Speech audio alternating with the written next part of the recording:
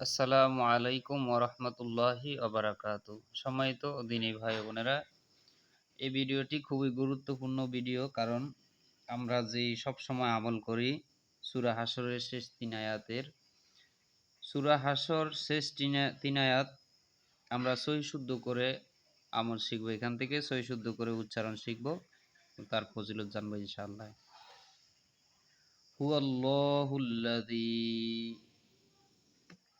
এখানে অনেকে বলে হুয়াল্লাহুল্লাজি, আসলে হুয়াল্লাহুল্লাজি হবে না, হুয়াল্লাহ হবে। কারণ আমি বলেছিলাম অন্যান্য ভিডিওর ভিতরে যে আল্লাহ শব্দের ডানে যদি জবর থাকে তাহলে ল হবে, লা হবে না। ঠিক আছে, হুয়াল্লাহুল্লাজি, জি এটা নরম হবে।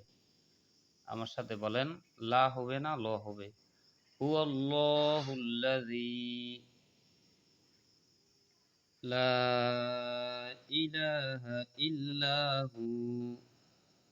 অনেকে যে লা ইলাহা ইল্লা হুয়া আবার দম ফেলায় বা নিঃশ্বাস ফেলায় না, এরকম করা যাবে না।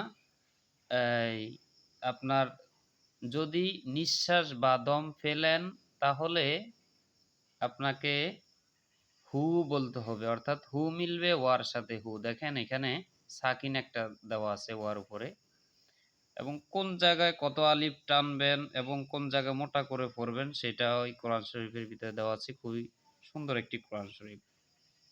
যেখানে শাপলা ফুল রয়েছে এখানে মোটা হবে, প্রত্যেকটা জায়গার ভিতরে মোটা হবে।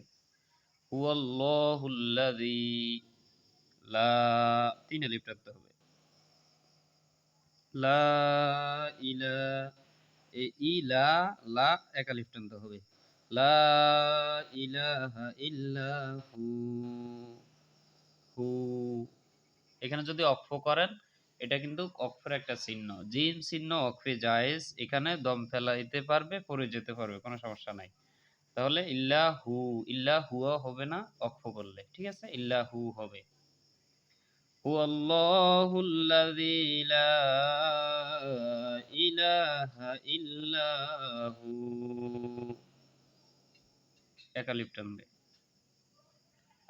আলিমুল গায়বি ওয়াশ শাহাদাতি, দেখেন আমরা পড়ি আলিমুল গায়বি ওয়াশ শাহাদাতি, অনেকে বলে গায়বি ওয়াশ শাহাদাতি। এক আলিফ টানতে হবে, কিন্তু আমরা যেহেতু স্বাভাবিকভাবে বলি আলিমুল গায়বি, আলিমুল না আলিমুল, এখানে আইন গলার মধ্য থেকে নিতে হবে এবং গলার মধ্য থেকে উচ্চারণ করতে হবে এটাকে। ঠিক আছে, তাহলে গলার মধ্য থেকে বলতে হবে আলিমুল গায়বি, গায়বি বলা যাবে না, গায়বি মোটা করে পড়তে হবে। শাপলা ফুল যেখানে মোটা হবে সেখানে গ মিলবে এর সাথে, গাই বলা যাবে না। আলিমুল গায়বি ওয়াশ শাহাদা, এখানে জিম চিহ্ন রয়েছে, অর্থাৎ ওয়াকফের চিহ্ন রয়েছে। যদি আমি নিঃশ্বাস বা দম ফেলাই তাহলে এই এখানে হা দা মিলবে হার সাথে, অর্থাৎ এই গোলতা এটা অক্ফ করলে হা হয়ে যাবে, দা ওয়াশ শাহাদা। কথা বুঝে আসছে? আর যদি আমি দম না ফেলাই, এক এখানে না থামি, তাহলে ওয়াশ-শাহাদাতি হুয়ার রহমানুর রহিম, এভাবে পড়তে হবে। আর যদি দম ফেলাই তাহলে এভাবে পড়া যাবে না। আলিমুল গায়বি ওয়াশ-শাহাদা, দম নিঃশ্বাস ফেলালে এই গোলটা হা হয়ে যাবে।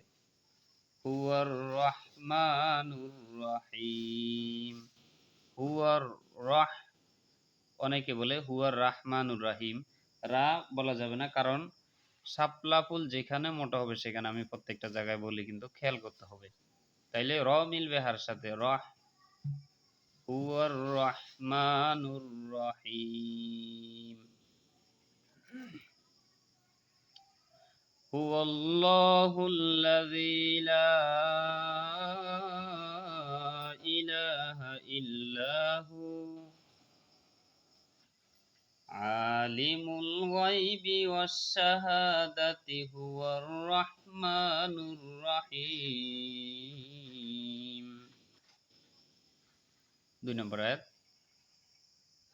হুয়াল্লাহুল্লাযী, ওই আগের মতো নেই, লা বলা যাবে না। হুয়াল্লাহুল্লাযী, হুয়াল্লাহুল্লাযী লা ইলাহা ইল্লাহু, এই যে অক্ষ করলে ইল্লাহু। আল মালিকুল, আল মালিকুল, কুল, কুদ, প্রথম কাফ হবে পাতলা স্বাভাবিকভাবে, আর পরের কফ, কফ হবে মোটা হবে। আল মালিকুল কুদ্দুসুস সালামুল মুমিনুল।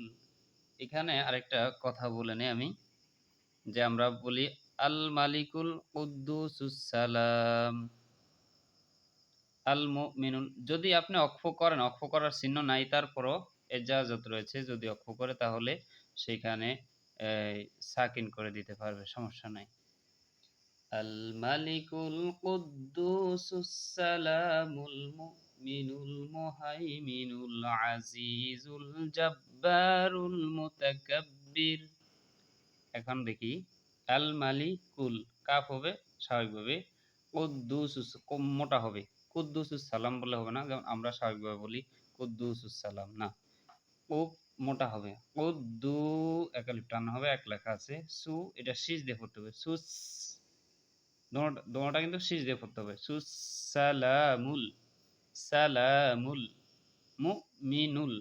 হামজার উপরে সুকুন থাকলে আওয়াজ শক্ত করে পড়তে হয় বা ধাক্কা দিয়ে শক্ত করে পড়তে হয়।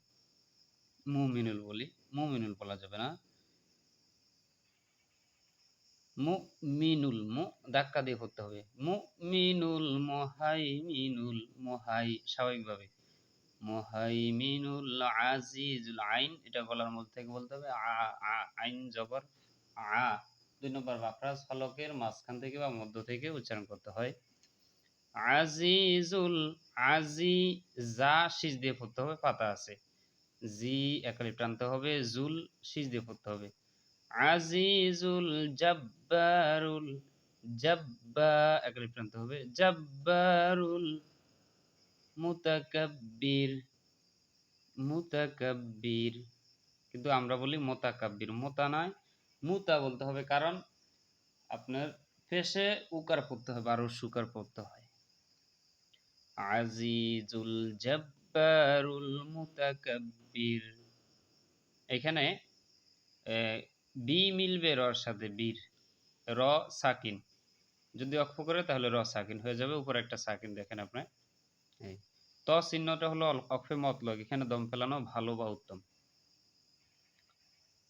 সুবহানাল্লাহি, এই যে সব কলকলা হবে, মিনার যেখানে আছে সেখানে কলকলা হবে, সিন শীষ দিয়ে পড়তে হবে, সব, সব, হা একালিফ টানতে হবে, সুবহানাল্লাহ, এই যে ল, লা বলা যাবে না, আমরা বলি সুবহানাল্লাহি, না, সুবহানাল্লাহি আম্মা ইউশরিকুন, এই যে এখানে আম গুণনা করতে হবে, অর্থাৎ বাড়তি যত জায়গায় রয়েছে সব জায়গায় আপনাকে গুণনা করতে হবে, আম গুণনা করতে হবে। মিম এবং নুনের উপরে যদি তাসদীদ থাকে সেখানে গুণনা করা ওয়াজিব, এটা ওয়াজিব গুণনা। এই ক্ষেত্রে যদি গুণনা না করে তাহলে তেলাওয়াতে আপনার নষ্ট হয়ে যাবে, কারণ কোরআন তেলাওয়াত করলে আপনাকে তারতিল হিসাবে ওয়াজিবগুলো ঠিক করতে হবে।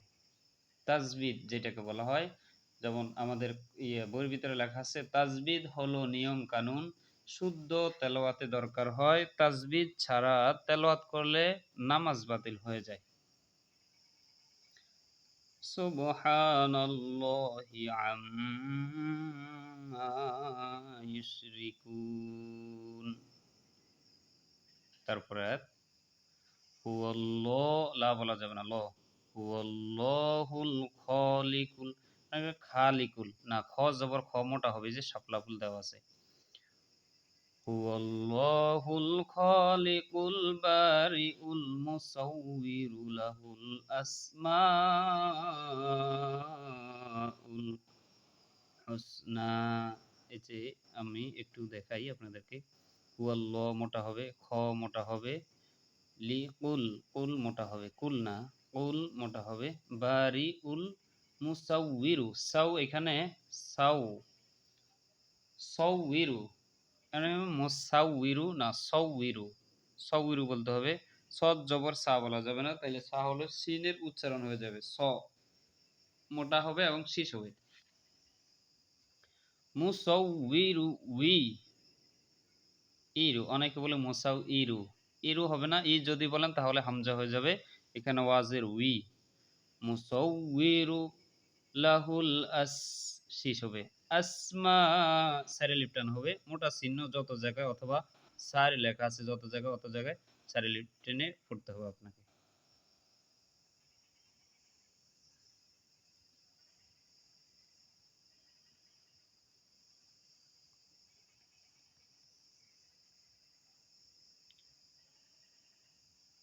আসমা সারে লিপ টানতে হবে।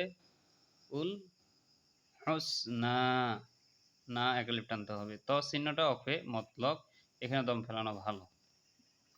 আমি আবার বলে দিচ্ছি, হুয়াল্লাহুল খালিকুল বারিউল মুসাউবিরু লাহুল আসমাউল হুসনা। তারপরে ইউসাব্বিহু, ইউসাব্বিহু, ইউসাব্বিহু লাহু, হু প্রথমটা হলো গলার মধ্য থেকে বলতে হবে। ইউসাব্বিহু লাহু মা ফিস সামাওয়াতি ওয়াল আরদ, ফিস সামাওয়া, মা ওয়া একালিপ করে টানতে হবে, ফিস সামাওয়াতি ওয়াল আরদ। আ মিলবে রর সাথে, আর আর মিলবে দদের সাথে, আর এখানে দদ সাকিন হয়ে যাবে, ঠিক আছে। তাহলে ইউসাব্বিহু লাহু মা ফিস সামাওয়াতি ওয়াল আরদ, মোটা হবে। জিম চিহ্ন অক্ষরে জায়েজ, এখানে দম ফেলতে পারবে, সমস্যা নাই। ওয়া হুয়াল আজিজুল হাকিম। সাদাকাল্লাহুল আযীম। সম্মানিত দর্শক, আমরা যারা সব সময় নামাজের পরে এই সূরাটা তেলাওয়াত করি, সহি শুদ্ধ করে নেওয়া দরকার। তো যাদের যেখান দিয়ে ভুল রয়েছে আমরা সেখান দিয়ে সহি শুদ্ধ করে নেব ইনশাআল্লাহ। আল্লাহ তাআলা আমাদের সকলকে কোরআনের উপর এবং কোরআন সুন্নাহর উপরে আমল করার তৌফিক দান করুক। আসসালামু আলাইকুম ওয়া রাহমাতুল্লাহি ওয়া বারাকাতুহু।